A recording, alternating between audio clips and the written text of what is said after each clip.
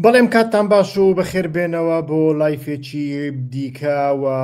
لە هەمان کاتدا جەژنی نەورۆزیشتان پیرۆز بێ. هیوادارم جەژنێکی خۆشتان بەڕێکردبێ هاوڕێیان و لە ڕۆژانی کۆتایی جەژندا ئیتر لێدوانێکی گرنگی دۆناڵد ترامپ هات کە داوای کرد بۆ ماوەی 5 ڕۆژ جەنگەکە بوەستێنرێ بە تایبەتیش لەسەر ناوەندەکانی وزە کە ناوەندەکانی نوکلەری و ناوەندەکانی غاز و پترۆل و ئەمانە هەر هەمیان دەگرێتەوە. ئیتر لەو چوارچێوێدا بە پێویستمان زانی هەم جەژنی نەورۆستان پیرۆز بکەین و لە بۆ موسڵمانە باوەڕدارەکانی جەژنی ڕەمەزانتان پیرۆز بکەین و لە هەمان کاتدا قسە و باسێک لەسەر لێدوانەکەی دۆناڵد ترامپ بکەین و ئەمە چواتایەک دەگەینێ کۆتاییەکەی چۆن دەبێ. کاک جەمال سڵاو لە بۆ تۆش بەخێر بێ سەر و سەر چاوم. دەنگ باشە کێشەیەکی دەنگمان نییە. ئەو هاوڕێیانەی لەسەر ئیکس تەماشامان دەکەن تکایە بپەڕنەوە وەرنە سەر کەناڵی یوتیوبی هیوا خۆشناو لەوێوە سەیرمان بکەن لەسەر ئیکس و لەسەر سۆسیال مێدیاکانی دیکە جگە لە یوتیوب پەخشەکە بەردەوام نابێ. هەر بژین بەخێر بێن سەر و سەر چاوم هەموو هاوڕێیان. بەڵێ ئیتر لەو چوارچێوێدا بەردەوامی پێدەین. کاک جەمال دەنگ باشە؟ دەنگ و ڕەنگ هەموو شتێک باشە تکایە بۆم بنووسە ئەگەر کێشەیەکی دەنگ هەیە تاوەکو زۆر باشە. سوپاس دەکەم، زۆر مەمنون. هاوڕێنی دیکە بەخێر بێن تکایە چرکەیەک لەسەر زەنگوڵەکە لێ بدەن بۆی هاوڕێنی دیکەش ئاگدار ببنەوە هەرچەندە ئەو کاتە ڕەنگ بێ لە بۆ لایفکردن کاتێکی گونجاو نەبێ، بەڵام ئەگەر ئێوە چرکەیەک بکەن لەوانەیە دەنگەکە باشتر بێ ببورن، لەوانەیە میوانی زیاتر بتوانن سوود لە لایفەکە ببینن لە کاتی لایفدا ئیتر بەشداری بکەن ئەگەر پرسیارێکیان هەبێ ئەوە بەسەر سەر و بەسەر چاو. لایفێکی زۆر دوور و درێژ نابێت، تکایە لەسەر زەنگوڵەکە لەسەر کەناڵی یوتیوب چرکەیەک بکەن تکایە. بەڵێ دەست پێ دەکەین. هەروەکو لە سەرەتاشەوە باسمان کرد ئەمڕۆکە 23 ئادار ڕاگەیاندرەوەکەی دۆناڵد ترامپ سەبارەت بە دواخستنی 5 ڕۆژەی هێرشەکان بۆ سەردامزراوەکانی وزەی ئێران لە دوای ئەوەی ناوی برد بە دیالۆگێکی زۆر باش و بەرهەمدار لەگەڵ ئێرانیەکان. ینی باسی لەوە کرد لەو ڕۆژانەدا دیالۆگێکی باش و بەرهەمدار ئەنجامدراوە لەگەڵ ئێرانیەکان و لە بۆ 5 ڕۆژ ئیتر هێرشەکانی دواخستن ویان پەکی خستن، هەرچەندە ئەمە دوای 5 ڕۆژ بەردەوام دەکەیان بەردەوام ناکە، ئەمەیان لە دواییدا دەبینین شەپۆڵێکی گەورەی لە شیکردنەوە استراتیژیەکان و پسپۆرانی سیاسەتی ناوخۆ بە دوای ئەو لێدوانەدا قسەیان کرد. ئیتر باس لەمانە هەمویان دەکەین. سەرەتا باس لە لێدوانی کەسانی استراتیژیک و پسپۆرانی سیاسەت دەکەین و دیارە ئەمانە دابەش بوونە بەسەر دوو بەرە، بەشێکیان ئەمانە وەک کشانەوەیەکی تەکتیکی لە بابەتەکە دەڕوانن و یانیش هەندێکیشیان بە دەستپێکێکی ڕاستەقینەی دیپلۆماسی تەماشا دەکەن و هەندێکیشیان ئەڵێن ئەمە وەڵامدانەوەیەکە بۆ فشارە ئابووریە توندەکان، چونکە دۆناڵد ترامپ کەسێکی متمانە پێکراونیە لەلایەن هیچ کەسێک ئەکرێ لە پێناوی شتی زۆر زۆر بچووکیشدا لێدوان بدە و ئەو وەکو سەرکردەکانی دیکە ئیعتیبارێک لەبوو لە دوانەکانی خۆشی نازانێ. بەڵام پاستەرەتا لە ڕوانگەی واقعبینی ئابووریەوە تەماشای بابەتەکە بکەین. زۆرێک لە پسپۆران یەک لەوانە سەرۆکی ئاژانسی نێودەوڵەتی گوزە فاتح بیرۆڵ ئاماژە بەو هەڕەشە زۆر گەورەیە دەکات کە جەنگەکە بۆ سەر ئابووری جیهان دروستی کردووە لەگەڵ بەرزبوونەوەی نرخی نەوت کە ئەمڕۆکە وابزانم گەشتۆتە $114 بۆ هەر بەرمیلێک و داخرانی زۆربەی بەشەکانی گەروی هورموز. استراتیژیستەکان پێیان وایە ئەم وەستانە کاتیە و ترامپ زیاتر دەیەوێ لە ڕوانگەی ئەو لێدوانەوە وەڵامێک بۆ قەیرانی وزەی جیهانی بداتەوە نەوە گۆڕینی بیر و بۆچوونەکانی لە ڕوانگەی ئیران. یعنی ئەمانە پێیان وایە بە تەنیا ترامپ لە پێناوی دابەزاندنی نرخی نەوت ئەم جۆرە قسەی کردووە کەم بەخۆم پێم وانە. بەڵام پسپۆرانی پەیمانگەی کارنێگی تێبینی ئەوە دەکەن کە ئامانجەکانی ئەمریکا و ئیسرائیل خەریکە لێک جیا دەبنەوە و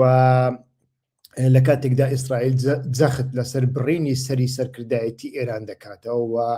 گۆڕینی ڕژێمەکەی کردۆتە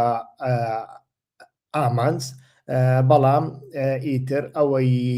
دۆناڵد ترامپ بە تەنیا دەرچەیەکی دیپلۆماسیە بۆ کۆتایی هێنای بە جەنگەکە و نایهەوێ بۆ ماوەیەکی دوور و درێژ بکەوێتە ناو جەنگەکە. ئەوەش پسپۆرانی پەیمانگای کارنیە کە باس بە پێچەوانەی واقعبینانی ئابووری باس لەو بابەتەکە دەکەن و هەروەها دامەزراوەی ڕاند و استراتیژیستەکان لە دامەزراوەی ڕاند هەروەکو دەزانن ڕاند دامەزراوەیەکی زۆر زۆر استراتیژیە و شیکردنەوەکانی بە ئەساس وەردەگیرن. ئەوان دەڵێن استراتیژیەکەی ئێران لە لێدانی ژێرخانی وزە وێزگەکانی پاکردنەوەی ئاوی وڵاتانی کەندا و مۆدێلی گرشکردن بۆ ناچارکردنی لایەنی بەرامبەر بۆ هێورکردنەوە سەرکەوتوو بووە. یعنی دەستگایەکی ڕاند کە دەستگایەکی ئەمریکاییە ئەڵێ ئێران لەو تەکتیکەی کە گرتیە بەرویانیش لەو استراتیژیەی گرتیە بەرویانیش گۆڕانکاری پارادیگمی هێرش و وەڵامدانەوەی ئێران وای کرد کە لە ڕووی استراتیژیەوە سەرکەوتوبی و توانی تێچوویەکی زۆر بەسەر ئەمریکا و هاوپەیمانەکانیدا بسەپێنێ و ئەمەش ترامپی ناچار کرد کە بێتە سەرمێزی گفتوگۆ. ئەمەشیان شیکردنەوەی دامەزراوەی ڕاندە کە وەکوتم دامەزراوەیەکی ئەمریکاییەوە دامەزراوەیەکی استراتیژی زۆر زۆر گرنگە بە تایبەتی لە بۆ وڵاتانی ڕۆژهەڵاتی ناوەڕاست. لێرەدا پرسیارێکی وە دێتە ئاراوە، ئایا ئێران سەرکەوتنی بەدەست هێنا؟ ئایا ئەمە بەواتای سەرکەوتن دێ یان نابێگومان ئێستاکە زۆر زۆر گەرمە بۆ مشتومڕکردن. بۆچوونی لایەنگرانی سەرکەوتنمان هەیە، لایەنگرانی ئەم ڕایە ئەڵێن ڕژێمی ئێران توانی لە ماوەی 24 ڕۆژی بردومانی چڕ ڕزگاری ببێت بە سەرکەوتویی و گرنگترین شادەماری وزەی جیهانی کە هورموزە دابخات و چونکە پێشتر ئەمریکیەکان بە تەنیا شیمانیان کردبوو ئێران بتوانێت بۆ ماوەی 4 ڕۆژ هورموز دابخە، بەڵام 24 ڕۆژ دایخستووە و ئێستاکەش هیچ کەسێک ناتوانێت بوێری ئەوەی نییە لێدوانێک بدا کە ئەوان ئەتوانن لە ڕێگای گوشار لە ڕێگای جەنگیانی بە هەر شێوەیەک بێزا دەتوانن ئەو هورموز بکەنەوە یاننا. بۆیە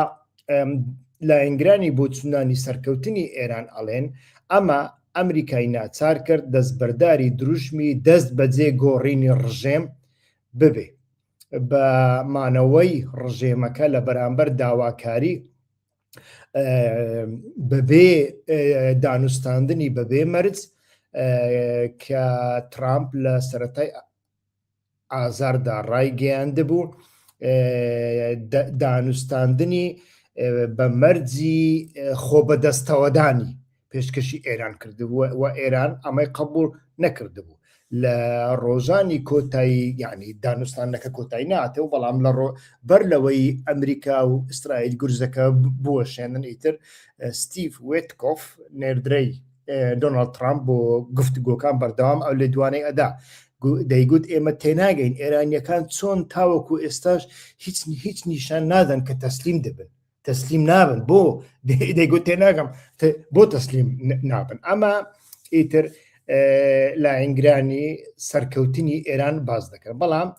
بۆچوونی نەیارانی سەرکەوتنیشمان هەیە کە پێیان وایە ئێران سەر نەکەوتووە. هەندێک لە استراتیژیستەکان دەڵێن ئێران لە ڕووی سەربازیەوە تێکشکاوە و توڵسی گاباردیش بەڕێوەبەری هەواڵگیری نیشتیمانی ئەمریکا و بەرپرسیارانی تر دەڵێن توانای بەرهەمهێنانی موشکی بالستیک و توانای دەریایی ئێران بە تەواوەتی وێران بووە. بەم پێ ئێران سەرکەوتو نییە، بەڵکو تەنها لە پێگەیەکی زۆر بێ ئومێدانەدایە و دانوستاندن دەکات بۆ پاراستنی ئەوەی ژێرخانی وڵاتەکەی لەمانەوە ڕزگار بکات. و ئیتر ئەو دوو بۆ چوونەمان هەیە. با بزانین ئێرانیەکان دەربارەی ئەو لێدوانەی ترامپ سەرەتا چیان گوت. وەڵامی ئێران بۆ ئیدعای ترامپ سەبارەت بە دیالۆگی باش تا ڕادەیەک دژبەیەک بوو ئەمڕۆ. بۆ نمونە ئاژانسی هەواڵی تەسنیم کە نزیکە لە سوپای پاسداران لە زاری بەرپرسێکەوە بڵاوی کردو کە هیچ جۆرە دانوستاندنێک لەگەڵ ئەمریکا لە ئارادانیە و گەڕووی هورموز بە ئاسانی ناگەڕێتەوە دۆخی پێش جەنگەکە. و تەلەڤیزیۆنی دەوڵەتی ئێران وەستانی 5 ڕۆژەی هێرشەکانی ترامپی وەک ئەنجامی ترس لە وەڵامی ئێران وێنا کرد، بە تایبەتی هەڕەشەی لێدانی وێزگەکانی ئاو و کارەبا لە وڵاتانی کەنداو. هەروەها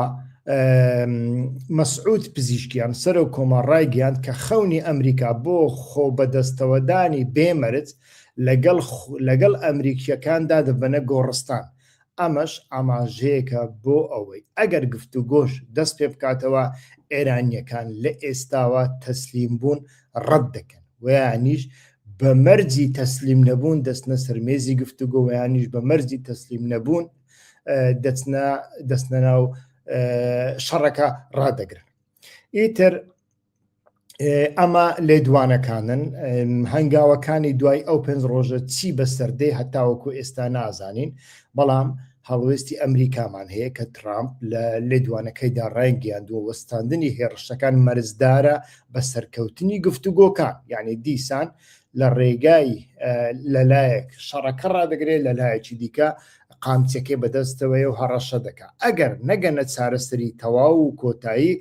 هەڕەشەی سڕینەوە و وێرانکردنی وێزگەکانی وزە هێشتا لەسەر مێزەکەی ئەو داماوە. ئەوە لێدوانی ترامپە. هەڵوێستی ئێران بە پرسیارانی ئێران ئاماژە بەوە دەکەن کە هەنگاوی داهاتویان بەندە بەوەی ئایا ئەمریکا و ئیسرائیل هێرشەکانیان بە تەواوی ڕادەگرن یان نا. هۆشداریان داوە کە هەر هێرشێکی تر بۆ سەر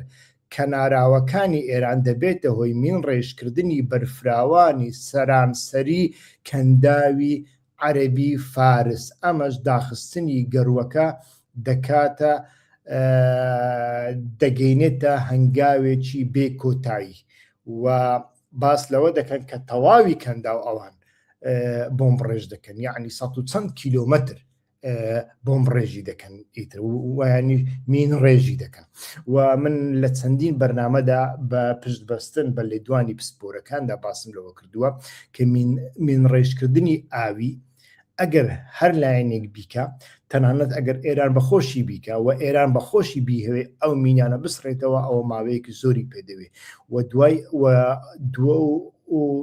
هیچ کەسێک لە خۆیەوە ناچێتە ناو کێڵگەی مینی ئاوی، چونکە ئەو مینانە زۆر مەترسیدارن لە ناو ئاو شوێنەکانیان دەگۆڕدرێ و ئەمە کاتێکی زۆری دەوێ تاوەکو بتوانێ سەر لە نوێ بیان دۆزیەوە و مایە پوچیان بکەوە. دەوترێت وڵاتانی وەک قەتەر و عومان فشاریان کردوتە سەر ئەمریکا بۆ گەیشتن بە ئاگربەستێکی فەرمی و کردنەوەی قۆناغ بە قۆناغی گەڕووی هورموز لە بەرامبەر کۆتایی هێنان بە ئامانجگرتنی دامەزراوەکانی وزە. یعنی ئەمەشیان ڕێگای تێدەچێ و زۆربەی زۆری میدیاکانی کەنداویش دان بەوەدادەنێن کە قەتەر و عومان ئیتر نێوبژیوانیان کردووە لەو بارەیەوە. و پێشتریش ئیتر عەباس عەراقچی وەزیری دەرەوەی ئێران باسی لەوە کردووە بە مەرجێک بە ئاگربەست ڕازی دەبن کە گرێبەستێک ویانیش گەڕەنتیەکی نێودەوڵەتیان هەبێ بۆ ئەوەی جارێکی کە ئەمریکا و ئیسرائیل هێرشی دووبارە نەکەنەوە سەر ئێران. لێرەدا ڕۆڵ و ترسی وڵاتانی کەنداو لە بەرامبەر ڕژێمی ئێراندا زۆر گرنگە باسی لێوە بکەین. یعنی ئەگەر ئێران نەڕوخێ، ئێران بەو شێوێ بمێنێتەوە، تەنانەت مانەوەی ئێران ئەگەر لاوازیش بێ بە چوە تایەک دێ لەمڕۆ بە دواوە ئەمەیان زۆر گرنگە. یعنی ئەگەر ڕژێمی ئێران دوای ئەو ململانەی لە دەسەڵاتدا بمێنێتەوە لاوازی بێ، پسپۆران پێشبینی گۆڕانکاریەکی گەورە لە سیستەمی ناوچەکە دەکەن. وڵاتانی کەندا وەک ئیمارات، سعودیا، کوێیت کە سێ وڵاتن زۆر لە ئێران دەترسێن و بە تایبەتی ئیمارات کە وڵاتێکە وەکو ئیسرائیلی دووەم ئیسرائیلی عەرەبی دەناسرێت و ئێرانیەکانیش بەو شێوەیە دەیان بینن ئەمانە بەڕاستی ترسێکی زۆر گەورەیان لێ هەیە و لە هەر سێ وڵاتدا هەڕەشەی شیعەکان هەیە لە هەر سێ وڵاتدا پێشتر لە مەسەلەی لە شەڕی حوسیەکاندا لەگەڵ ئیمارات و سعودیە ئەمە تاقی کراوەتەوە و لە دواییدا ئیتر ئەمریکا ناچار بووە لەگەڵ حوسیەکان سازشی کردووە بەبێ ئەوەی پرس بە سعودیە و ئیمارات بکە سعودیە و ئیمارات و هەموو وڵاتانی کەندا و ئێستاکە متمانەیان بە ئەمریکا وەک دەستەبەرکردنی ئاسایش کەم بۆتەوە شیکەرەوەکان دەڵێن ئەم وڵاتانە بە دوای سربەخۆیی ناچارە بە دوای سربەخۆی استراتیژیدا بگەڕێن لە چین یان رووسیا نزیک ببنە بۆ ئەوەی نێوبژیوانی لەگەڵ تاراندا بکەن لە ئایندەدا و لە هەمان کاتدا خاڵێکی دیکە پێشبڕکەی چەکداری کە ڕنگ بێ ئیتر ئەگەر ڕژێم بمێنێتەوە ئەو ڕژێمە چەند لاوازیش بێ پێشبینی دەکرێت وڵاتانی کەندا و ملیاران دۆلار لە سندوقی دارایی نیشتیمانیەکانیان خەرز بکەن بۆ کڕین و نوێکردنەوەی سیستەمی بەرگری ئاسمانیان وەک جا ئەمە پاتریۆت دەبێت تا دەبێ ویانیش S400 و S500 رووسی دەبێ ویانیش سیستەمی بەرگری ئاسمانی چینی دەبێ ئەمەیان جارێ نازانین چونکە تەماشامان کرد پاتریۆت وەک پێویست ویانیش قوبەی حەدیدی گومەی ئاسنی ئیسرائیلی ئایرۆندۆم نەیتوانی وەک پێویست موشکەکانی یعنی بە تەواوەتی ڕێگری لە موشکەکانی ئێران بکە ڕاستە ڕێی لێگرتووە ناڵێن هیچ موشک فڕێ نەدراوە بەڵام موشکە گەورەکانی ئێران لە ئیسرائیلدا تەقینەتەوە و ژێرخانی ئیسرائیل زیانێکی زۆر گەورەی بەرکەوتووە ئاسایشی ئیسرائیل زیانێکی زۆری بەرکەوتووە هەتاوەکو ئێستاش بەشێکی زۆر لە ئیسرائیلیەکان هەڵدێن ئیسرائیل بەجێ دێڕن و دەستنە قوبرس و لەوێشەوە ئیتر دەستنە وڵاتانی دیکەی جیهان زیانەکانی ئابووری زۆر گەورن بە تایبەتی هێڕەشەکانی دوایی کە باسییان دەکەین ئەمانە بابەتێک نین کە وڵاتێکی وەکو ئیسرائیل کە پێشتر خەتی سوور بوو تەنانەت یەک موشکی بچووکش بچێتە ناو وڵاتەکەی ئێستاکە تەماشا دەکەین ڕۆژانە موشک دەچن لە عرز دەکەون هەرچەندە میدیای ئیسرائیل پێشتریش وا بووە بەڵام ئەم جاریان زۆر تونترە من بەخۆم ڕەفیقێکی جوولەکەم هەیە لە ئۆرشلیم دەژی ئەو باسی دەکرد دەگوت ئێمە لە شەقامدا ناتوانین بە ئاشکرا زۆر زار مۆبایل بەدەستەوە بگرین هەر بەدەستەوە بێ ئیتر پۆلیس دێ ئازارت دەدا دەتگرێ قسەت پێ دەڵێ چونکە نایان هەوێ هیچ کەسێک زیانەکانی ئەو موشک بارانە بڵاو بکەنەوە خۆی ئیسرائیل پێشتریش وا بووە تەنانەت سەربازێکیان ئەگەر بریندار بوو دوای 4 ڕۆژ دەیانگوت بریندار بووە ئێستا کەش بەردەوام ئەڵێن ئەوەندە بریندارەمان هەیە بەڵام باس لە کوژراو ناکەن ئەمەیان تا چەند ڕاستە جارێ نازانین بەڵام بۆ ئامادەکاری بۆ دۆخێکی هەمیشەی لە گرژیدا ئیتر وڵاتانی کەندا و پێشبینی دەکرێت کە بستنە ناو پێشبڕکێکی توندی چەککڕیندا و لە هەمان کاتدایتر ئاسایشی بە کۆمەڵ مۆدلێکی ئاسایشی بە کۆمەڵ یانێ کە وەکو ئەنجومەنی هاوکاری کەندا و GCC ڕەنگە ڕوو بکاتە مۆدلێکی سەقامگیری لە جیاتی ئەوەی پێشوو واتە ڕژێمێکی ئێرانی لاواز بەڵام جێگیر بە باشتر بزانن وەک لە بۆشاییەکی دەسەڵات کە بەهۆی گۆڕینی ڕژێمەوە دروست ببێت و کاریگەری خراپەکانی بۆ سەر خاکەکانی ئەوانیش هەبێ لەوانەیە بەشێک لە وڵاتانی کەندا و بە مۆدلێکی ئاسایشی بە کۆمەڵ ڕازی ببن و دیارە رووسیا لەو بارەوە پێشتریش پارادیگمێکی وای هەیە مۆدلی ئاسایشی تایبەت بەخۆی هەیە لە بۆ کەندا و ئەو مۆدلی رووسیا ئێرانیشی تێدایە یعنی بە هاوکاری ئێران بەڵام ئەگەر ئێرانی تێدا نەبێ ڕنگ بێ مۆدلی دیکە ڕوو بدەن کە من یەک لەوانە شیمانە دەکەم مۆدلی پاکستان تورکیا مصر سێ وڵاتی مسلمان و سێ وڵات کە هێزی سەربازیان زۆرە ئەمانە ئیتر ئەگەر ئێران نەکەوێتە ناو ئەو مۆدلەوەیانش نەخرێتە ناویدا ڕەنگ بێ ئەو سێ وڵاتە مسلمانە ئیتر لە کەنداودا وەکو سەربازی بەکرێگیرا و ینی وەکو سەربازی خاوەن پشک لە کەنداودا بەجێ بگرێن لە ئایندەدا. دەمانەوێت تۆزێک باس لە هەڵوێستی ئیسرائیل بکەین. ئیسرائیل چۆن لەو بابەتە دەڕوانێ، یعنی ئێمە دەزانین کە بنیامین نەتەنیاهو سەرۆکوەزیران بە ئاشکرا ڕەزامەندی نیشاندا لەسەر ڕاگرتنی هەندێک لە هێرشەکان لەسەر داوای ترامپ و ئاماژەی ڕوون هەن کە ئامانجە درێژخایەنەکانی ئیسرائیل زۆر شەڕانگێزانەترن لەوەی کۆشکی سپی هەیەی. ئێمە ئەوانە هەمویان دەزانین و لێرەدا پێویستە بپرسین ئایا ئیسرائیل هاوڕایە لەگەڵ هەڵوێستەکەی ترامپ. لێ دوانە فەرمیەکانی ئیسرائیل ئاماژە بە ڕێککەوتنێکی مەرزدار دەکەن، بەڵام نەک هاوتریبوونی تەواوی بەرژەوەندیەکان، ینی بە مەرج ڕازیبوونێک هەبێ و یانیش ڕێککەوتنێک هەبێت لەسەر ئاگربەستێک، بەڵام هاوتریبوون نییە لێدا، هاوتریبوونی بەرژەوەندیەکانیان نییە. نەتەنیاهۆ لە کۆنگرەیەکی ڕۆژنامەوانیدا وابزانم 1920 ئەو مانگە بوو پشتڕاستی کردەوە کە ترامپ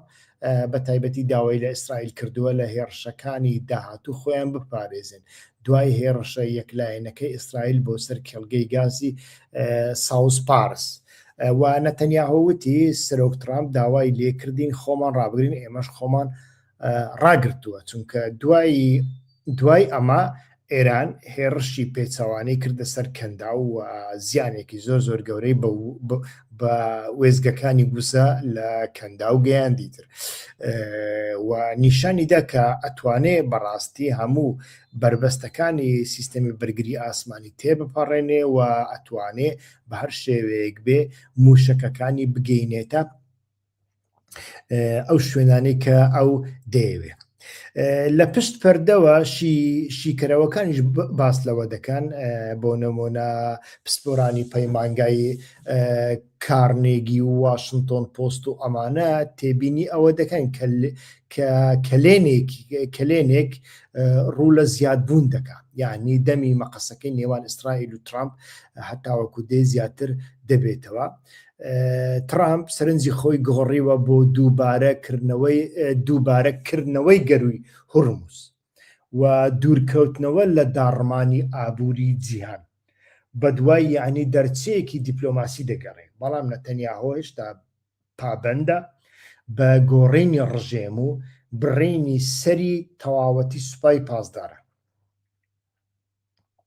ئەمەش دەبینین کە بە ئاشکرا دوو ئامانجی زۆر زۆر جیاوازن. گرژیەکان لە دوای هێرشەکەی ساوس پارس گەیشتنە لووتکە کە ترامپ ئیدعای کرد ئەمریکا هیچی لەبارەوە نەدەزانی. ئەم لێدوانە نیشانەی ئەوە بوو کە ئەمریکا چیتر ئامادە نییە پاڵپشتی هەموو هەنگاوێکی توندکردنەوەی ئیسرائیل بکات ئەگەر هەڕەشە لە ئابووری جیهان بکات. و ئەمە زۆر زۆر گرنگە. من لەگەڵ ئەوەدا نیم کە ئەمریکا ئاگدار نەبوو، ئەمریکا ئاگدار بوو، بەڵام وڵاتانی کەنداوی تر لە دوای ئەم هێرشە بەڕاستی گەیشتنە ئەو بڕوایە هەتا کەی ئەتوانن ئەو بارقورسیەی ئەمریکا لە شانی خۆیان بکەن. ئەمە کێشەیەکی زۆر زۆر گەورەیە لە بۆ ئەمریکا، لە بۆ وڵاتانی کەنداو. چەند لێدوانی ئیسرائیلمان هەنە دەربارەی ئەوە.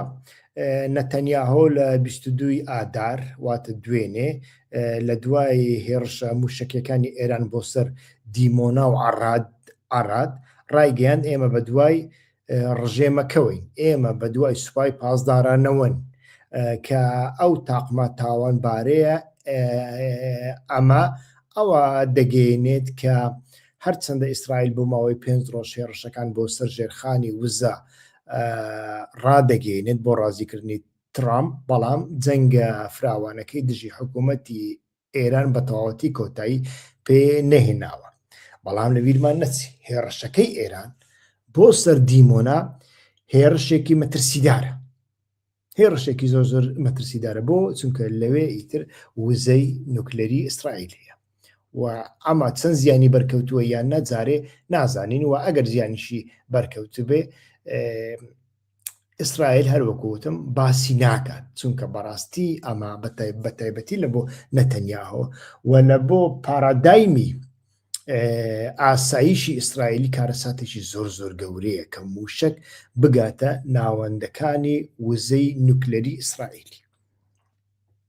هەروەها سوپایی ئیسرائیل IDF هۆشداری داوە کە جەنگەکە ڕەنگە چەند هەفتەیەکی تریش بخایێنێت. ئەمەش لێرەدا نیشانمان ئەدا کە دەمی مەقەسەکە دیسا کراوێ. ئیسرائیل دەتوانێت چی بکە؟ بەڕای من ئیسرائیل بەبێ ئەمریکا ناتوانێت زۆر شت بکە. بەبێ ئەمریکا ناتوانێت زۆر شت بکە، یعنی کردەی سەربازی یەکلایەنە بەرپەرزدانەوەی دەبێت لەلایەن حیزبوڵڵا لەلایەن ئێرانەوە و ئەو کاتە ئەو کردە سەربازیەی یەکلایەنەی ئێران بە هیچ شێوەیەک هیچ پشگیریەکی وڵاتانی ناوچەکە و وڵاتانی ناتۆ و ئەوڕۆپای بەدواوە نایە و ئەمە کارەساتێکە لە بۆ ئیسرائیل ئەگەر توانی بای پێشتر یەکلایەنە شەڕی ئێرانی دەکرد بەخۆیان ئێمە 40 ساڵ چاوەڕێمان کرد تاوەکو سەرۆکێکی ئەحمەق و گێژ بێتە سەردەسەڵاتی ئەمریکا وەکو دۆناڵد ترامپ. اینجا ئێمە دەستمان پێ کرد. لە هەمان کاتدا ئیتر ڕێڕەوی جێگرەوەکانی وزەی نەتەنیاهۆ هەیە کە پێی دەوترێت پیلانی بی، یعنی بۆڕی گاز و نەوت بەسەر نیمچە دورگەی عەرەبیدا بەرەو بەندەرەکانی ئیسرائیل بگەینێت دەریای سپی ناوەڕاست. بەڵام ئەمەش هەم ئاساییشەکەی لە مەترسیدایە هەتاوەکو حیزبوڵڵا مابێ و هەتاوەکو ئێران لە دەستیدا فڕۆکەی خۆکوژی درۆن هەبن بەردەوام دەتوانێت ئەمانە بکاتە ئامانجووە ئەو پرۆژێ هەتاوەکو ئێستا تەواو نەبووە. هەر لە بۆ هەندێ ئیسرائیل ڕەنگ بێ بەردەوام بێ یەکلایەنە لەسەر گروپە بریکارەکانی ئێران، یعنی پرۆکسیەکانی ئێران وەکو حیزبوڵڵا. ئەمە دەبێ، بەڵام ڕاستەوخۆ لێدانی ینی درێژکردنەوەی شەڕەکە لەلایەن ئیسرائیل بەبێ ئەمریکا من بە هیچ شێوەیەک بەڕاستی پێشبینی ناکەم. ئیتر ئیسرائیل باس لەوە دەکا کە هەتاوەکو ئێستا ئەوان کارتیان لەدەستدایە بۆ ئەوەی لە ناوخۆی ئێراندا سوپرایس ساز بکەن وەکو ڕاپەڕین. بەڵام ئەگەر ئیسرائیل و ئەمریکا ڕاپەڕینیان بۆ کرابووایە لە ڕۆژی یەکەم و دووەمی نووسێم دەیان کرد. ئێستا کە 24 ڕۆژ بەسەر هێڕەشەکەدا تێپەڕیوە و زیانگەیاندن بە ژێرخانی ئابووری ئێران، کاولکردنی ژێرخانی ئابووری دەوڵەتی ئێران وای کردووە جۆرە نیشتیمان پەروەریەک لەناو ئێرانیەکاندا هەبێ. هیچ ئێرانیەکی دژەڕژێم ئامادە نییە ئابووری وڵاتەکەی تێکوپێک بچێ. تێکدانی ئابووری هەر وڵاتێک تێکدانی گیرفانی ئەو هاوڵاتیە ئەگەر ڕژێمی کۆماری ئیسلامی ئێرانیشی خۆشنەوەی کە خۆشیان ناوێ کە لەگەڵی دانین.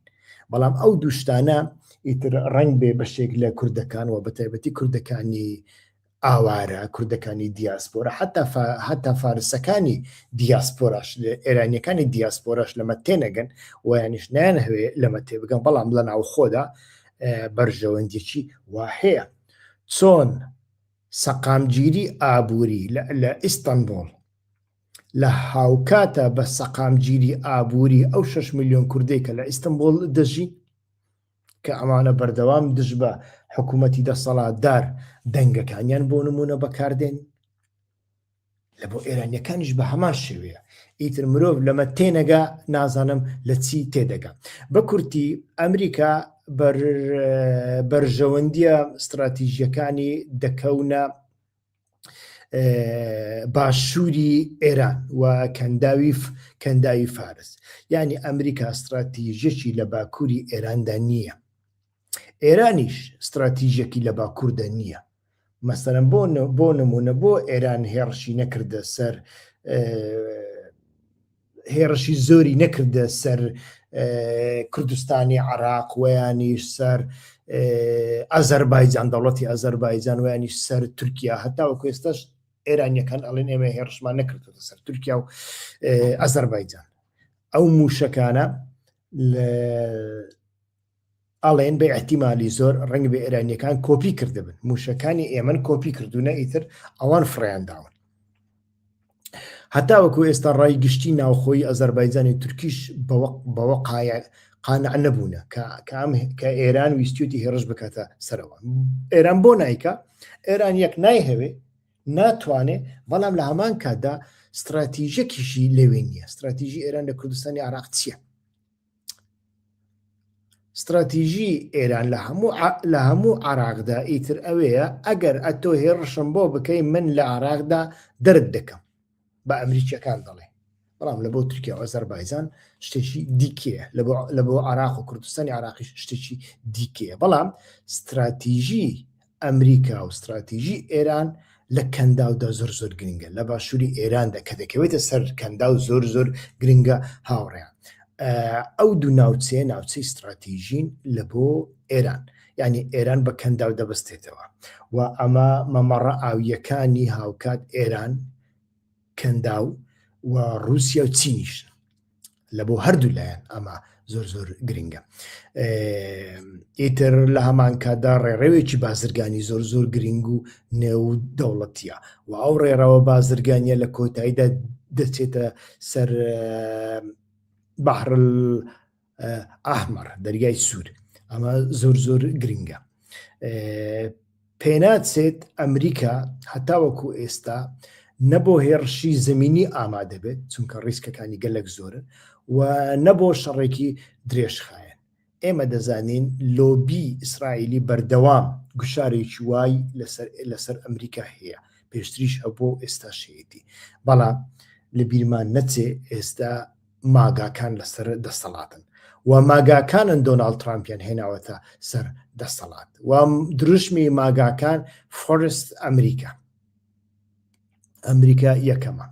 ئیتر لە بۆ هەندێ لە کۆتاییدا ئیسرائیل هەرچی بکە لەمە زیاتری بۆ ناکرێت کە هەتاوەکو ئێستا کردی. ترامپ چاوەڕێی دەکرد لە ماوەی حوتویەکدا زۆر زۆر دوو حوتودا ئەگەر ڕژێم نەڕوخێن لەناوە خۆدا خۆپیشاندان دروست بوێ و ڕژێم بڕوخێنن ئیتر، بەڵام ئەمە ڕوونەدا ڕووی دەدا و چاوەڕێی دەکات لەگەڵ وەشاندنی زەبرێکدایتر ئەمجارە ڕژێم داوای دانوستاندن بکە، بەڵام تەماشامان کە ڕژێم داوای دانوستاندنی نەکرد، ئەوە ترامپە داوای دانوستاندن دەکات ئێستاکە. ئەمانە وەکو هەموو شەڕەکان ئیتر پێمان دەڵێ کە گەشتۆتە لووتکە و پێویستە بوەستێ، چونکە ئیتر شەڕەکان لەمە زیاتر بەردەوام بێ دەبێت چەکی نوکلەری بەکاربێت و چەکی نوکلەری و چەکی کیمیاوی و چەکی بایۆلۆژی مەترسیدار بەکار بهێنرێ، ئەمە ڕەنگ بێ ئیتر جەنگەکە بگەینێتە ئاستی جەنگی جیهانی. کۆریای باکوور چەندین جار ئەمەی دووبارە کردوتەوە. ئەگەر ئێران داوای ئەو جۆرە چەکانە لە ئێمە بکە، ئێمە ئامادەین پێی بدەین. ینی باس لە کۆریای باکوورچیە چەکی نوکلەری هەیە، کۆریای باکوورچیە چەکی کیمیاوی هەیە، هەموو جۆرە چەکێکی هەیە و ئەمە زۆر زۆر گرنگە. هەروەکو لە جەنگەکانی پێشووی جیهانی یەکەم و دووەمین و جەنگی کەندا و جەنگی عراق و ئێران و هەموو جەنگەکانی دیکە بینیمانە کە وڵاتانی زلهێش شەڕەکانیان دەبێ کۆتایی پێ بهێنرێ، ئەگەر نادەبێ چەکی بۆمب، چەکی نوکلەری و چەکی بایۆلۆژی بەکار بهێنرێن و ئەمە زۆر زۆر مەترسیدارە. و هێرشەکەی دیمۆناو هێرشەکانی ئیسرائیل و ئەمریکا بۆ سەر وزەی ئێران وا دیارە ئەمەی گەیاندۆتە لووتکە ئێستا کە دەبێت چارەسەریەکی بۆ بدۆزرێتەوە هاوڕێیان. بەڵێ من ئەوەی لە دەستم هات لە بۆ ئەمڕۆکە ئەوە بوو کە ویستم باسی بکەم. وا دیارە هەتاوەکو ئێستا من پرسیارێک نابینم. جەژناوە هەمیان پیرۆز بێ، گەلەک سوپاس، هیوادارم هەمووتان لە خۆشیدا بن.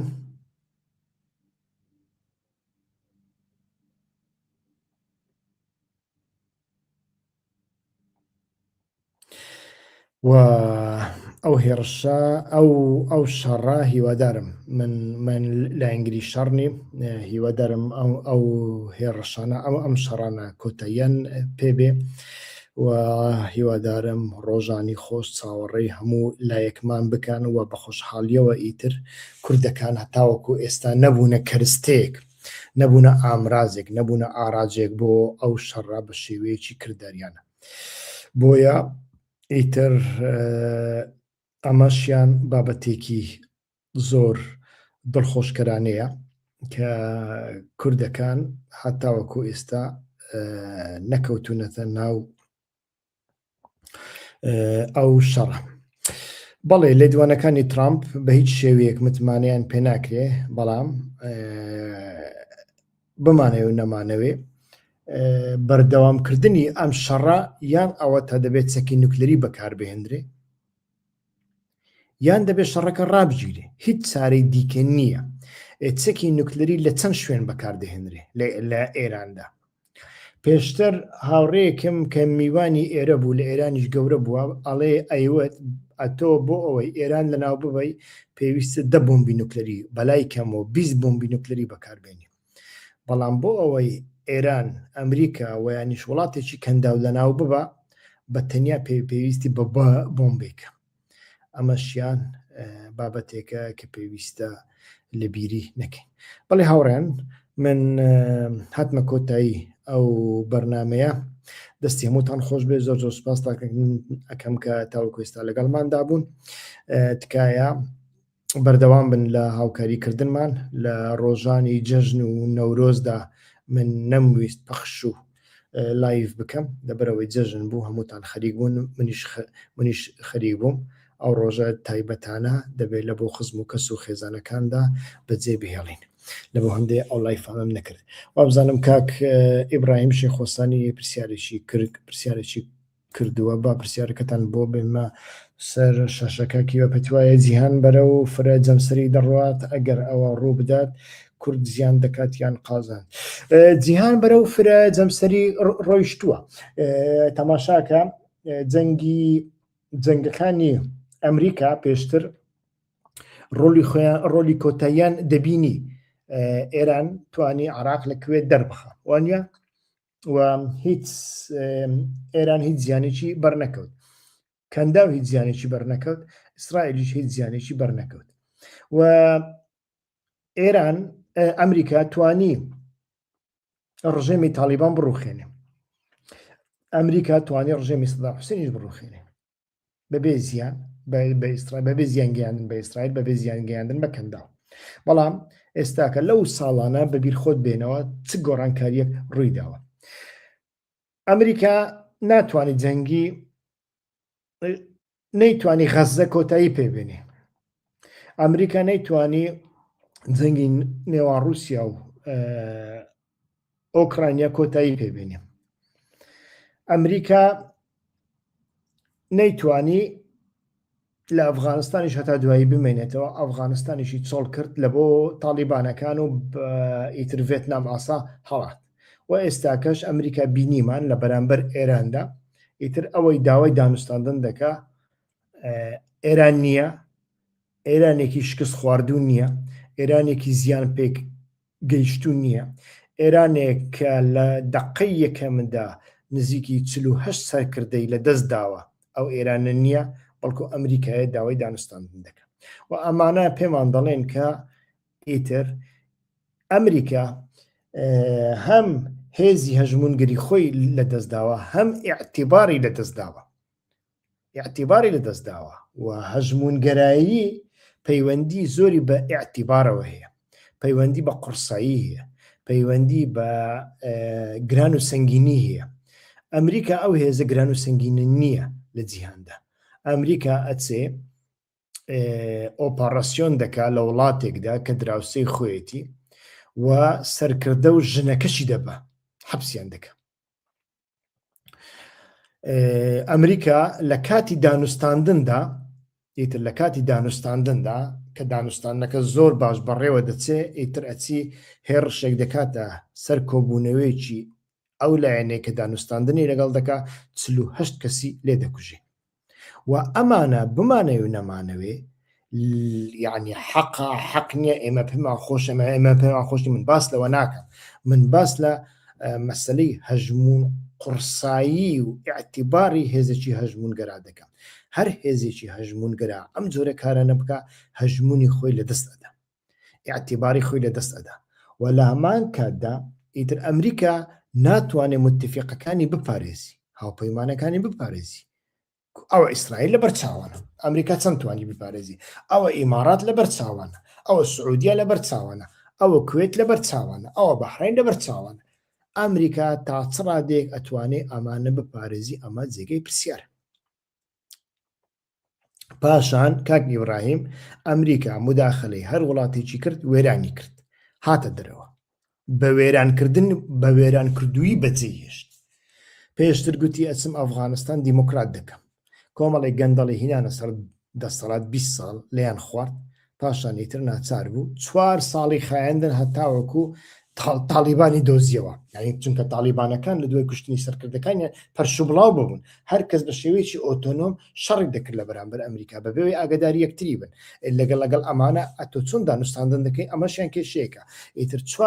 4 ساڵی خەیاندن بە یارمەتی قەتەر هەتاوەکو ئیتر توانی سەرانی تالیبان کۆبکاتەوە سەر یەکتر و ڕازیان بکە بۆ ئەوەی کلیلی کابولیان تەسلیم بکە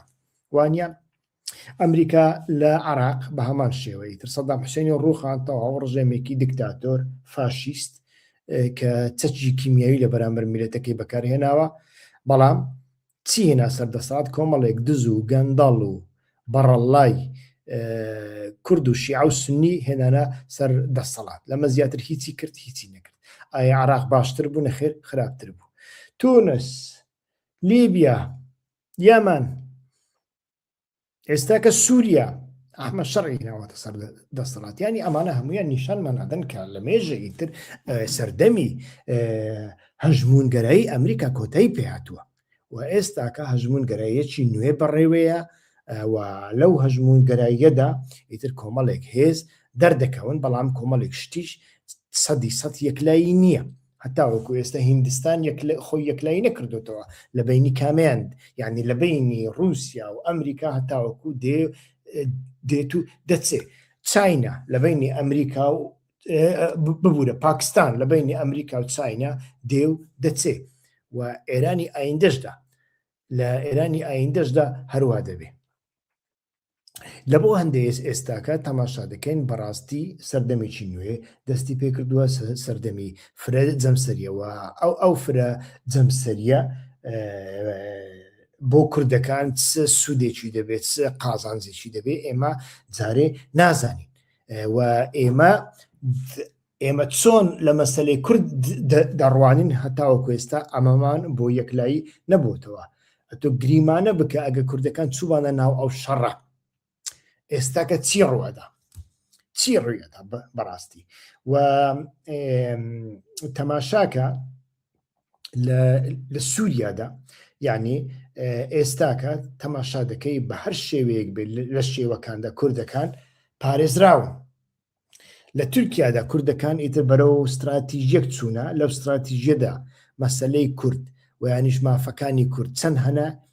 بەڕای من نییە بەڵام بەرگریەک هەیە پاراستنێک هەیە و ئەو پاراستنە ئەو بەرگریەمانەوەی کوردەکان لە شوێنی خۆیاندا بەڕای من باشترین استراتیژیە لە حاڵەتی ئێستادا چونکە ئێمە نازانین لە ئایندەدا جەمسەرگەریەکە چۆن دەبێت ئەو کاتە ئەتوانین وەڵامی ئەو پرسیارە بدەینەوە بەڵام بۆ ئەوەی ئەوە بزانین باشترین شت ئەمەیە کە ئێستاکە کوردەکان لە شوێنی خۆیان بمینێن کورد نەچێتە دەرەوە کورد دەربەدەر نەبێ وەکو ئەفرین و سەرێکانیەی بەسەرنێ وەکو کەرکوچی بەسەرنێ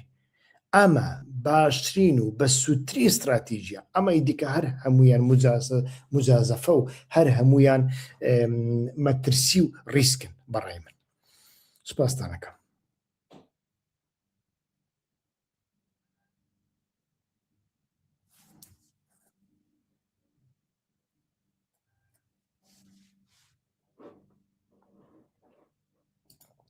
کاک ئەحمەد خۆشناو سوپاس دەکەم بۆ پرسیارەکەت بەڵام بەڕاستی ئەمانە زەحمەتە بزانین زۆر زەحمەتە ینی ئێران خۆ بنیاد دەنێتەوە ئێران لە ناوە خۆیدا من پێشتر بەر لەو شەڕە چەندین جار باسم کرده بوو یعنی ئێستا کە دەڵێم ئەگەر شەڕەکە ڕووی نەدابە لە ناوچوو هەڵوەشانەوەی حکوومەتی ئێران نیزامی ئێران داڵێن دەوڵەتی ئێران ناڵێم زۆر ئاسانتر دەبوو و ئێستا کە ڕەنگ بێت تۆزێک زەحمەتتر بێ بێگومان لەناو ئێراندا لەمەودوا ناکۆچی دروست دەبن بەڵام ئێران ئەگەر بەو شێوەی ئێستا وەکو ترامپ داوای دەکا لە شەڕەکە لە ناوچوون ڕزگاری ببێ ئەمەیان کۆمەڵێک بابەتی نادیار دێنێتە ئاراوە جارێ بەڕاستی من بەخۆم جگە لە هەندێک گریمانە هیچی دیکەم پێ نییە بووە ئەگەری هەڵوەشانەوەی ناتۆ زەحمەتە ناتۆ هەڵناوەشێتەوە ناتۆ دەمینێ بەڵام ناتۆ وەکو جاران ئەو ستاتویەی جارانی نەماوە ئەو یەکگرتوویەی ناتۆ وەکو جاران نییە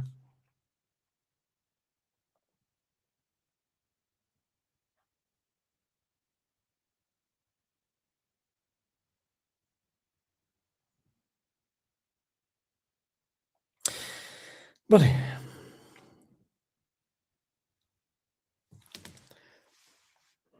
کاک عەبدوڵڵا ئەو پرسیارە ڕێککەوتنی ئەمریکا و ئێران چکاریگەری دەبێ لەسەر تورکیا و پەکەکە و ئۆجەلان لەسەر پەکەکە و ئۆجەلان کاریگەریەشی وای نابێ یعنی پەکەکە وایانیش ئۆجەلان ئیتر استراتیژیەکی وای داوەتە بەرخۆی کە لەگەڵ تورکیادا ڕێک بکەوێ هەروەکو باسم کرد ئەو استراتیژیەی مانەوەی کوردەکان چونکە جیهان بەرەو ئاراستەیەک دەڕوا ئێمە نازانین ئاراستەکەی لەکوێیە و بەڕای منیش باشترین ڕێگا ئەوەیە کە تۆ بتانی خۆت بپارێزی میلەتەکەت بپارێزی هاونیشتیمانیانت بپارێزی و گەورەترین دەستکەوتیش ئەمڕۆکە ئەوە نییە زمانی کوردی و نازانم فدراسیۆنە ئۆتۆنۆمیە چێ نییە هێزی سەربازیش نییە مەسەن ئێستاگە هێزەکانی سووریای دیموکراتیک هەندێک هێزی سەربازیان پێڵاو دراوە ماوەتەوە بەڵام لە دەستوردا لە ئایندەدا لە ستاتودا هیچ دیار نییە هیچ شتێک دیار نییە ئەوەی لێرەدا گرنگە مانەوەی تویە مانەوەی تۆ لە شارەکان لە دێهاتەکان لە ناوچەکانی خۆتدا ئەتۆ بتانی بمینێ و کۆچبەر نەبی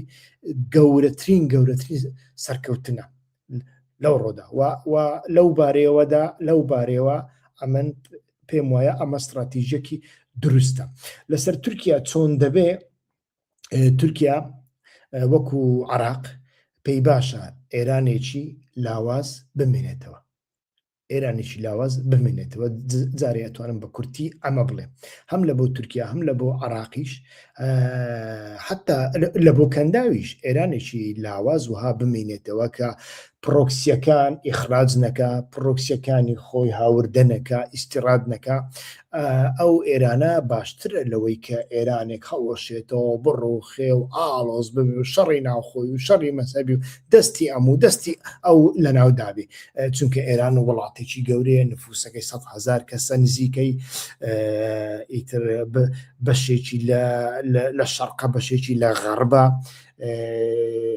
ئەتنیکی جیاواز گروپی جیاواز مەزهبی جیاوازی تایە چەکی زۆر گەورەی تێدایە و ئەمانە هەمووی مەترسی زۆر گەورەنە بەڵام ئێرانێکی لاواز ڕنگ بێ هەم لە بۆ تورکیا هەم لە بۆ عێراق هەم لە بۆ هەموو ناوچەکە باشتر بێ ئەمن وای بە باشتر پێم وایە سیاسەتی هەرێمی کوردستان سیاسەتی تەنانەت کوردەکان بەگشتی و تورکیا و عێراقیش لەو چوارچێوەیە دایە سوپاس دەکەم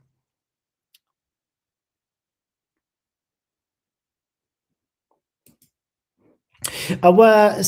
ئیسرائیلیە کاک شیاو هیمەت بەڵێ لە ناو ئیسرائیل دەنگێکی وا هەیە بەڵام لە بیرمان نەچێ حکوومەت و دەسەڵاتی ئێستای ئیسرائیل دەسەڵاتێکی ئاین نییە ینی زۆر کەس لیان تێک چووە وایانیش نایان هەوێ بیبینن پێیان وایە ئیسرائیل و زایۆنیزمی ئێستا دەوڵەتێکی سیکولارە نەخێر دەوڵەتێکە وەکو کۆماری ئیسلامی و خراپتریش ئاین نییە تەنانەت زۆر لە کۆماری ئیسلامی ئاینی تر ئاینیترین دەوڵەت ئێستاکە لە ڕۆژهەڵاتی ناوەڕاستەدا تەنانەت لە جیهاندا کۆماری ئیسلامی نییە تاڵیبانیش نییە ئیسرائیلی ئێستاە و لەو چوارچێوەیەدا لێدوانەکانیان ئاراستەی تورکیاش دەکەن چونکە ئەو جۆرە ئاین پەرستیەی ئیسرائیلیەکان ویانیش زایۆنیزمە ئاینیەکان با بڵێم کە ئێستاکە مەسیحیە زایۆنیستیەکانیشیان لە پشتن ئەڤرەنجیان لیست ئەمە مەسەلەیەکی زۆر مەترسیدارە و پەنا لە بۆ هەندێک تێکست دەبن کە دەگەڕێتەوە بۆ تێکستە ئاینیەکانی جوولەکەکان و تێکستە ئاینیەکانی جوولەکەکان لە 3 مەرحەلەی زۆر جیاواز نووسراونەتەوە وانە و زۆر جار ئەو لایەنانەی کە نووسیویانەتەوە ئاگیان لە یەکتری نەبووە ئیتر لەو چوارچێوێدا مرۆڤ تەماشای بکە باشترە بەڵام ئێستاکە تورکیا هاوپەیمانێکی ئەمریکایە هاوپەیمانێکی ناتۆیە ئیسرائیلیش هاوپەیمانێکی ئەمریکایە ئەو هەڕەشانە ئیتر من جارێ زەمینەی ئەو هەڕەشانە نابینم و ئێستاکە دەبینین لەسەر زەویدا لە واقعیەتدا لە لێدوان گەڕی لە قسە گەڕی لەناو تورکیاشدا ئیتر لێدوانی بەو شێوەیان سولەیمان سۆیلو کە پێشتر دەیگوت پەکەکەمان هەموو لە ناوبر چل کەسیان ماون ئەو چل کەسانش ناویان چیە ژمارەی پێڵاوەکانیان چەندە هەمووی دەزانین بەڵام تەماشامان کرد ئێستاکە شتێکی وا دەرن و شتێکی وان نییە و ئێستاکە دەوڵەت باخچەری کە سەرۆکی سولەیمان سۆیلیە کاتێک باس لە ئۆزەلاندەکە ناڵێ تیرۆریست ئەلێ قوڕوجوو باشی یعنی دامەزرێنەری بزوتنەوەکە دامەزرێنی یعنی سەرۆک وەکو سەرۆک مامەڵێک لەگەڵ دەکا باشە ئەو لێدوانە سولەیمان سۆیلو لەکوێ و ئەوە لەکوێ ئێستاکە سولەیمان سۆیلو هەمان شت لە بۆ ئیسرائیل دەڕێ مەسەن لە لێدوانێکی دوونێ پێریدا هیچ وەزیفەیەکیشی نییە ئەڵێتەن ئیسرائیل ئەگەر شەڕ بکە لە بەرامبەر تورکیا ئیسرائیل نامێنێ ئیتر ئەوە لەناو تورکەکانیشدا هەیە بەڵام ئەمە لە کرداردا چی هەیە لە کرداردا دەبینی خۆ چی لە کردارداییتر ڕاداری کوورجیک هەم لە شەڕی حەماسدا هەم لە شەڕی حیزبوڵڵادا هەم لە شەڕی ئێراندا ڕادارێکی ناتوێت لە بۆ ئیسرائیل کار دەکات هەتا وەکو ئێستا نەوت و غازی ئەزەربایجان لە ڕێگەی تورکیاوە لە بۆ ئیسرائیل دەچێت هەتا وەکو ئێستا بازرگانی مادە مەترسیدارەکان ئەو مادانەی کە چەکی لێ دروست دەکرێت بەستم لە مەترسیدار ئەوەیە مادە چیمیاییەکان مادەی ئاسم هەتا وەکو ئێستا زیاتر لە نێوان تورکیا و ئیسرائیلدا هەیە کەواتە من چی لە قسە بکەم یعنی لە کردار دەچی هەیە مرۆڤ لە سەردەمی ئەو ڕۆدا تەماشای کردار بکە بەڕای من باشتر لە بابەتەکان تێدەگەم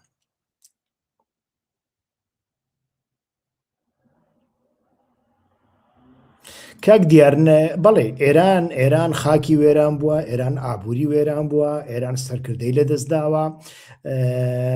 و ئێران ئەوتۆریتەی نەماوە ئێران پێش لە خۆپیشاندانیش مەشروعیەتی نەمابوو تەماشامان کرد خەڵکێکی کەم دەسێتە سەر سندوقەکانی دەنگدان ئەوە واتای ئەوەیە کە مەشروعیەتی نەماوە کاک دیار عومەر ئەوانە هەمویان ڕاستن بەڵام ئەتوو تەماشا بکە استراتیژی ئەمریکا لە بەرامبەر ئێران چی بوو بڕینی سەرەکە نەبوو کۆتایی هێنان بە ڕژێم نەبوو کووە تەسلیم بوون نەبوو ئێستا کە تەماشا دەکەین ترامپ داوای دیالۆگ دەکا مەبەستمان ئەوەیە ئەمە زۆر گرنگە و لەو شەڕەدا هیچ کەس ناتوانێت ئیدعای ئەوە بکە کە ئێران سەر دەکەوێ بەڵام تەماشا دەکەین هەتا وەکو دێ ینی ئێران توانی بیسەلمێنێ کە ناڕوخێ دەمێنێتەوە و ئەم شەڕە کۆمەڵێک دەستکەوتی هێنا لە بۆ ڕژێمی کۆماری ئیسلامی ئێران کۆمەڵێک یەکێتی خەڵکەکەی و کۆماری ئیسلامی ئێرانی دروست کرد یعنی تەماشاکەم بەڕاستی ئەگەر لە سەرچاوە بێلایەنەکان تەماشای بکەی بە سەدان ئینسانی هونەرماند سیکولار کە پێشتر لەژێر دەستی ئەو ڕژێمە هەڵات بوون ئێستاکە یان لێدوان ئەدەن لە بەرژەوەندی دەوڵەتی ئێران و یانیش دەستنەوە ئێران ئەوە ئەمە بەڕاستی کارەساتێکە کە ئەمریکیەکان و ئیسرائیلەکان خوڵقاندیان من باس لەوە دەکەم بەڵام بۆ پرسیارەکەشم ئەوەیە لەمەودوا ئیسرائیل و ئێران چیان بەسەردێ ئەمە زۆر گرنگە و من پێشتریش باسم کردووە ئەم شەڕە نەبوایە با ئەو پرسیار لە خۆمان بکەین ئێران تا چ ڕادەیەک دەمایەوە ئیمکانی گۆڕینی ئێران لە ناو خۆدا زیاتر بوو لە ئێستا یاننا سپاس دەکەم باسم لە هەڕەشەی تورکیا لە ڕێی سلەیمان سۆیلو کرد کاک ژەمال کاک ژەمال هامە بەڵێ باسم لەوە کرد کاکە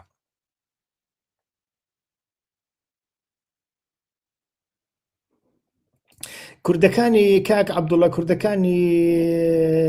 دیاسپۆرا نەوەکو کوردی دیاسپۆرا بەگشتی دیاسپۆرا ناوچەیەکی نەخۆشە ناوچەیەکی نەخۆشە یعنی تەماشاکە زایۆنیەکانی دیاسپۆرا زۆر لە زایۆنیەکانی ناو ئیسرائیل تونترن کوردە ناسیۆنالیستەکانی دیاسپۆرا زۆر بێعەقڵن زۆر گێژن و زۆر نەخۆشن ئێرانیەکانی دیاسپۆرا زۆر نەخۆشن مەسەڵەن من ئێرانیم بینیوە لە ئەمریکا ئەو ڕۆژەی کە ئەمریکیەکان 270 بچەند بوو کچی 7 ساڵی و 8 ساڵیان لە مەکتەبەکەی تاران کوشت تێگەی چەپەیری لەبوو لێدا ڕۆژنامەوە لێ دەپرسی ئەتۆ بەوە ڕازی کە ئەو کچانە کوژراون ئەو کچانە گوناحیانتی ڕۆژنامەوانی ئەمریکی کە کەناڵی دەوڵەت بوو CNN بوو ئەزانین چ جوابی دایەوە دەیگوت ئێرانی دیاسپۆرا دەیگوت ئەگەر شتێک لە بۆ ڕووخانی ڕژێم پێویست بێ بە ئەوەش قوربانیەک بێ یعنی ئەوانە گەمژەیە ئەوانە نائینسانیە ئەوانە وحشیە ئیتر کوردەکەش وایە کاکە تەماشای تورکی دیاسپۆرا بکە و تورکی ئیستانبول بکە چەند جیاوازی هەیە ئایا من ئەتوانم لەگەڵ تورکێکی بروکسل قسە بکەم وەکو کوردێک زۆر زەحمەتە یان دەبێت لێ بدەم یان دەبێت لێم بدە بەڵام لەگەڵ کورد لەگەڵ تورکێکی ئەنقەرە لەگەڵ تورکێکی ئیستانبول تێگەی بەڕەحەتی ئەتوانی قسە بکەیت یعنی ئەمانە کۆمەڵێک بابەتن کە بەتەنیا پەیوەندیان بە ئێمەی کوردەوە نییە ئیتر لەو چوارچێوێدا مرۆڤ تەماشای بکە باش دەبێت خەڵک لە دیاسپۆرا کە دێتە دەرەوە سایکۆلۆژیای تێک دەچێ و سیستەمی بیرکردنەوەی تێک دەچێ عاتیفی دەبێ بە شێوەیەکی ئاراسیۆنال کاردانەوەی زۆرتر دەبێت لە بیرکردنەوەیەکی هێواش و لەسەرخۆ